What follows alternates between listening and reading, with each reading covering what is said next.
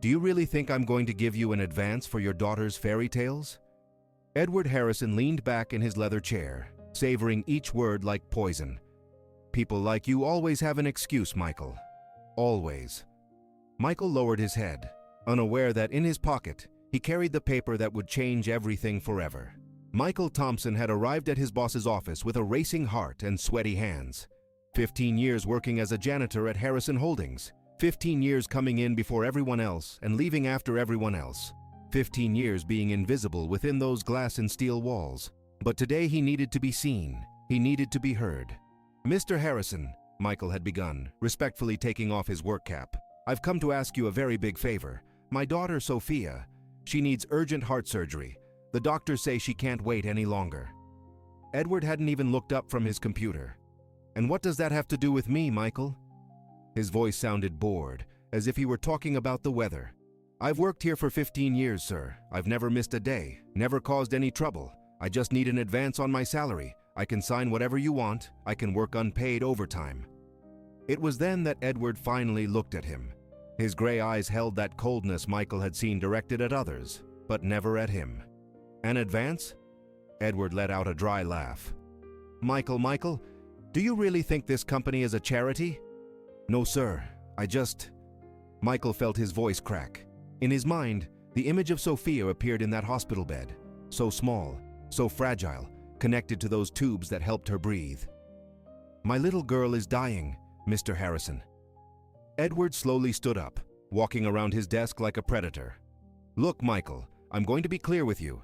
You're a good worker, I won't deny that. But this is a business, not a church. If your daughter is sick, that's your responsibility, not mine. Michael felt something break inside his chest. It wasn't just the refusal, it was the way Edward said it, as if Sophia were just an inconvenience, as if his 15 years of loyalty meant nothing. I understand it's difficult, sir, Michael murmured, clutching his cap in his hands. But she's my only daughter. Her mother died when she was 3, and I just want to save her. Edward returned to his chair, but this time he called his secretary on the intercom. Carol, tell the supervisors to come to my office. I want them to hear this. Michael felt a shiver run down his spine. Mr. Harrison, that's not necessary. Oh, but I think it is. Edward smiled, but there was no warmth in that smile.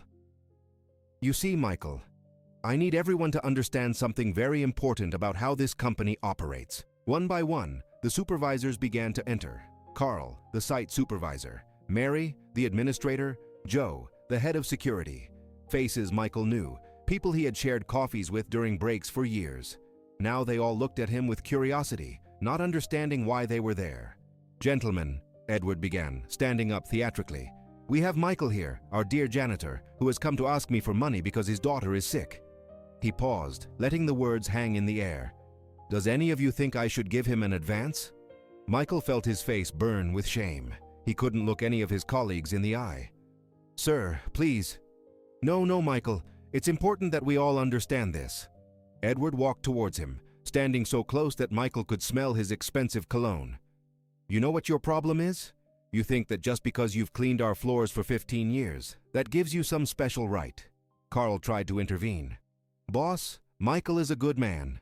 Silence, Edward roared.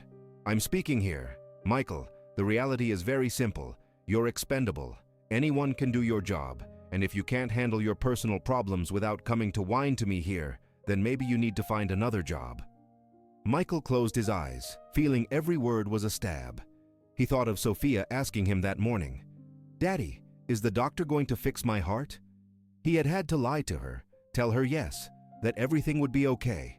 In fact, Edward continued, his voice laden with cruelty, I think it's time to make some staff cutbacks. Michael, you're fired, effective immediately. The silence that followed was deafening. Michael opened his eyes, seeing the shocked faces of his colleagues. Mary had brought a hand to her mouth. Carl shook his head. But sir, Michael began. Let's see if you survive without a job, Edward laughed, returning to his desk. Carol, prepare Michael's severance package and have security escort him to collect his things. Michael left the construction company with a small cardboard box that contained a lifetime. His chipped coffee mug, a photo of Sophia on her first day of school, the small cactus she'd given him for his birthday. 15 years reduced to a box that fit in his arms. He sat at the bus stop, placing the box beside him, and finally allowed the tears to fall. It wasn't just the lost job, it was the humiliation, the way Edward had destroyed him in front of everyone. But more than that, it was the absolute despair that now overwhelmed him. He pulled out his phone and dialed the hospital's number. "Dr. Evans, this is Michael Thompson, Sophia's dad. Doctor, I need to ask you, how much longer can my little girl wait?" The voice on the other end of the line was gentle but firm. "Mr. Thompson, I'm going to be honest with you. Sophia needs that surgery in the next 2 weeks. Her heart is working at its limit." Michael closed his eyes. "And if we don't get the money?" A silence. Then, "Mr. Thompson, I suggest you explore all possible options. There are government assistance programs, charitable organizations." "Doctor, I've already tried all that. The waiting lists are months long. Sophia doesn't have months." When he hung up the phone, Michael stared into space. At 45 years old, he felt like a total failure. He hadn't been able to protect his wife from cancer, and now he couldn't save his daughter. He reached into his pocket, looking for tissues, and his fingers touched something he had completely forgotten, a crumpled, yellowed letter that had been there for years. It was from an attorney, something about an inheritance from an uncle he'd never known. He'd always thought it was a scam, one of those letters that promise easy money. He had kept it because Sophia, when she was younger, had told him it looked important. "Daddy, important letters have those fancy envelopes," she had told him in her little girl's voice. He had laughed, but kept it for her. Now, sitting at that bus stop, with his world crumbling, Michael looked at that letter with different eyes. What did he have to lose? He'd already lost everything. With trembling hands, he opened the envelope. The paper crackled as he unfolded it, revealing the letterhead of a reputable law firm. He began to read, and with each line, his eyes widened. "Dear Mr. Thompson, we regret to inform you of the passing of your uncle Alexander Thompson. According to his will, you are the sole heir to his assets, which include real estate properties valued at..." Michael had to read the figure 3 times before his brain processed it. It wasn't possible. It couldn't be real. 3 days later, Michael was sitting in Attorney Miller's office, still unable to believe what was happening. The older man, with his metal-rimmed glasses and kind smile, had confirmed everything. The inheritance was real, completely legal, and he was effectively a millionaire. "Your uncle Alexander was a very private man," the attorney explained as he organized the papers. "He made his fortune in real estate decades ago, but lived very modestly. It seems you were his only living relative." Michael held the documents with hands that still trembled. "But why did I never know him?" "As I understand it, there was a family dispute many years ago. Your father and Alexander became estranged, but your uncle always maintained indirect contact with your family. He knew about your wife, about Sophia, about your struggles." The attorney handed him a sealed letter. "This is for you." From him. Carefully, Michael opened the letter. The handwriting was shaky but clear. "Dear nephew, if you're reading this, it means you finally opened my letter. I know you've been through difficult times. I know you raised your daughter alone after losing your wife. I too knew the pain of loss. This money isn't just an inheritance, it's an opportunity to give Sophia what she deserves. Use it well. With love, your Uncle Alexander." Michael had to pause to wipe away his tears. "When can I access the funds?" "The paperwork is practically ready. By tomorrow afternoon, you'll have full access." The attorney leaned forward. "Mr. Thompson, allow me to suggest something. Among the inherited assets are several very valuable commercial properties, including one where a certain construction company, which has been experiencing financial difficulties, is built." Michael raised his head sharply. "Harrison Holdings?" "Exactly. Your uncle owned the land they lease. With delinquent payments and accumulated debts, the company is practically bankrupt." The attorney smiled. "You could, if you wished, acquire the entire company for a fraction of its real value." That night, Michael sat beside Sophia's bed in the hospital. His little girl slept peacefully, her breathing soft but labored. He gently stroked her dark hair. "Daddy," Sophia murmured without opening her eyes. "Did you get the money for my surgery?" "Yes, my love," he whispered, and for the first time in days, it wasn't a lie. "Everything's going to be okay." The next day, Michael returned to the construction company. But this time he didn't enter through the employee entrance. He entered through the main entrance, dressed in a simple but elegant suit, accompanied by Attorney Miller and an accountant. The receptionist didn't recognize him. "How may I help you?"